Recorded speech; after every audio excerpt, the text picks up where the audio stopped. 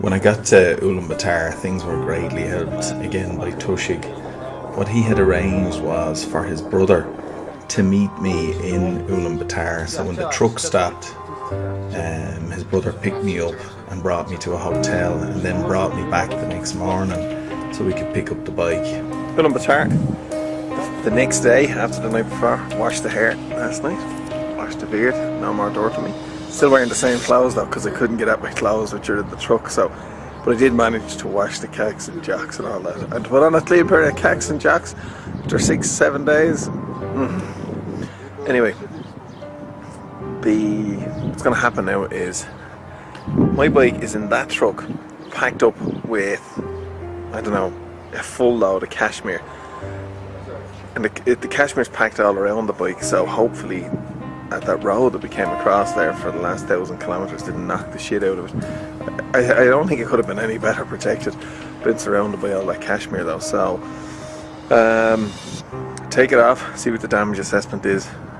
I know I'm going to need a shock, and I know there's 3 or 4 other broken bits, like one of the spots that was hanging off. I'm almost certain I heard some form of a lens cracking, smashing as we were loading it onto the smaller truck anyway. So anyway, then once that's done, get the bike to a safe location, order the parts from BMW today. I'll have to ring the guys in Ireland to sort me out with that, and then wait for them to arrive, find someone who can fit them, and hopefully get back on the road, you know. As the guys were unloading the bike, my heart was in my mouth. I was just, I suppose, terrified what was going to be wrong with the bike. If there was too much wrong with it and I wouldn't be able to repair it, the trip was over and I was going to be booking a flight home to Dublin. And just kick down the sides down there. Excellent.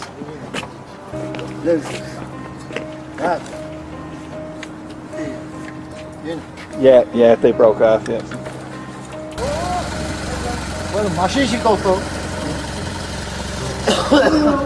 Can you believe it starts first time after all that?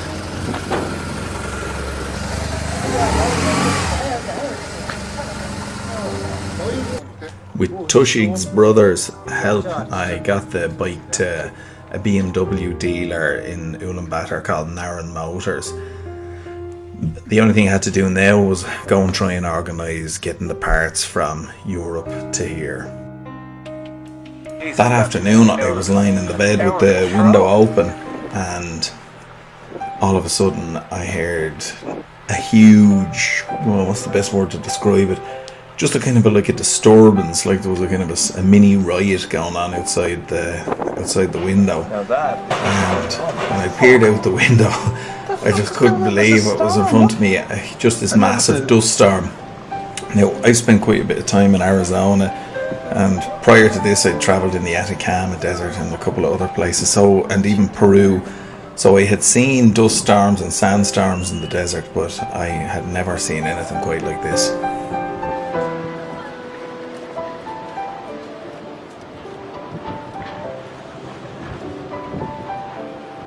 Mongolia is the 19th largest country in the world, but only has a population of about 2.7 million.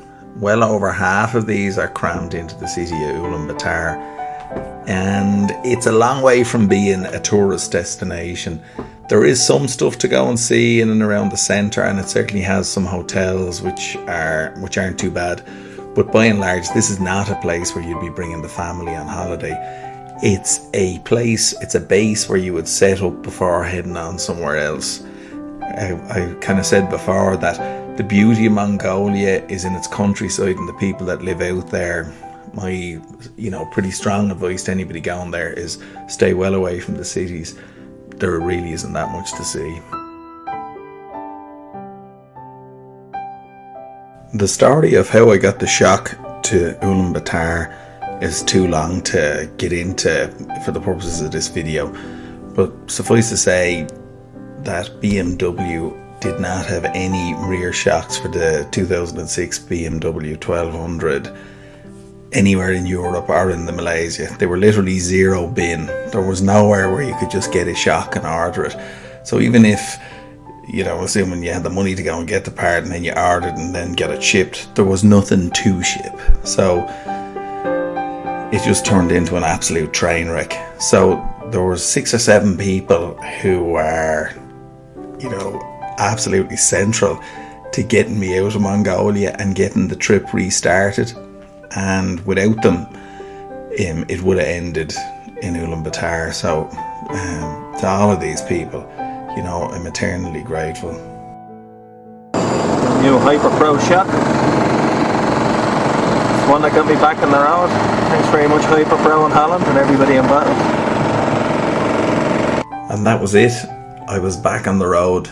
It seems so strange to be back moving again under my own horsepower. I suppose every single minute from when I had crossed into Mongolia had been such a challenge that all of a sudden to be leaving Ulaanbaatar and driving on asphalt, it seemed like I had just switched planets. I'll never forget it. Morning. Well, Mongolia has changed, so I'm north of Ulaanbaatar now. I'm about 200 kilometres north, and for the first time you're kind of starting to see some arable land, where there's farms and a kind of bit more intensive agriculture. And the whole country, everything up to Ulaanbaatar was kind of, I suppose, mountains and deserty and all that sort of stuff, and there was some green stuff knocking around, but it felt deserty and rough and kind of gnarly, and mountainous and rocky and all that sort of stuff. Then all of a sudden, rolling green fields everywhere, and saw my first tractor in all of Mongolia as well, just there a few minutes ago. So it's kind of strange to be driving in it because it's so different. The last time I was riding the bike, I was been shaken to pieces, and now all of a sudden, there you are, I'm on asphalt, and it's been asphalt the whole way from Ulaanbaatar, which I'm not complaining about, but it just, even when I'm riding the bike, I'm kind of going, something feels different. It all feels very different, but it's really beautiful to drive through, really beautiful.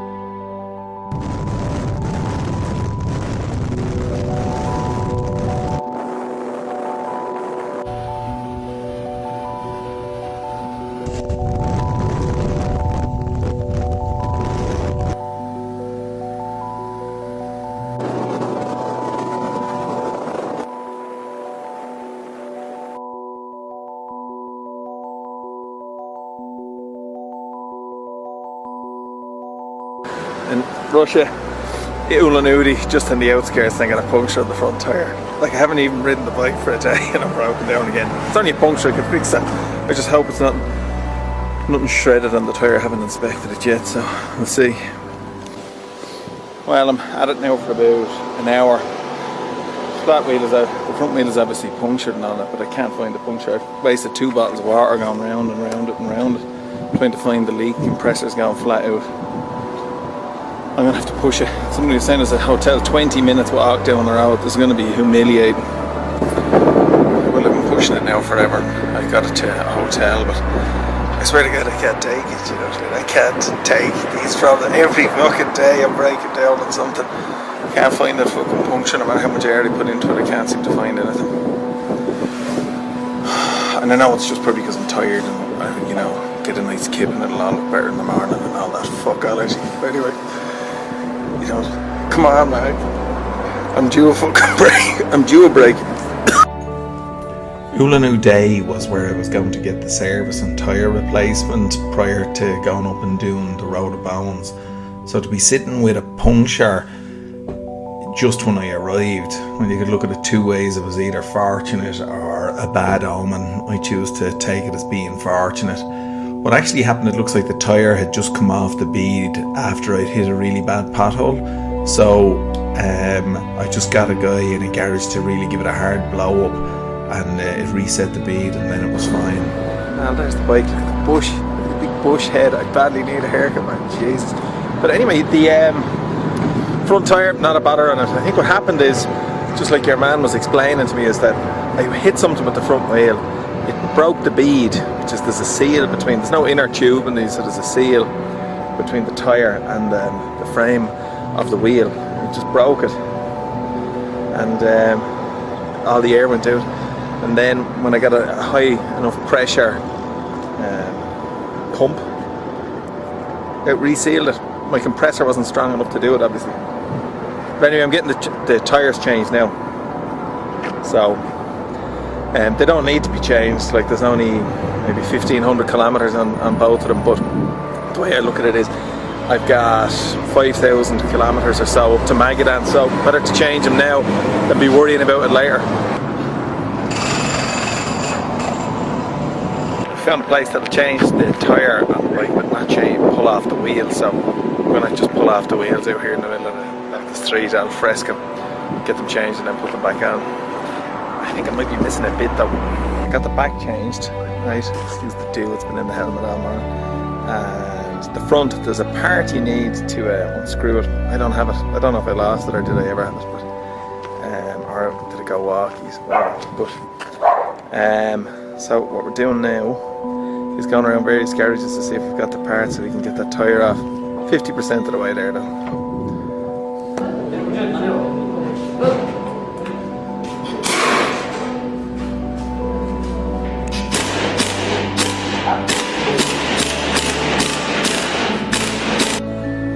Cruising all over town looking, for this part. Finally got it. We're in our third place. We just changed. We got the wheel off.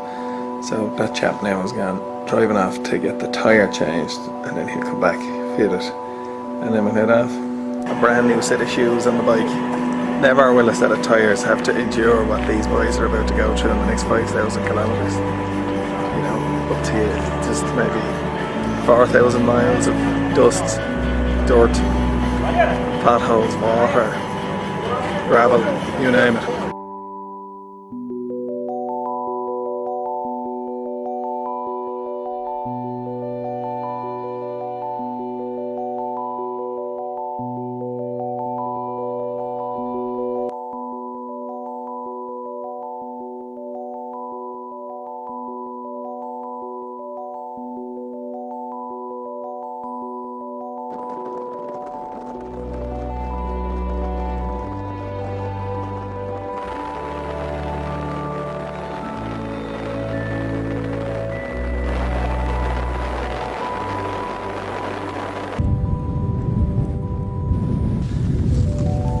I'm just driving from Ulanudi up to Cheetah at the moment.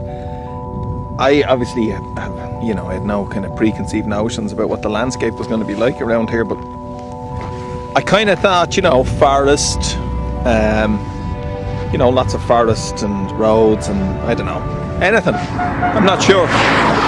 No idea really. But the last thing I was expecting was that it would look like Montana.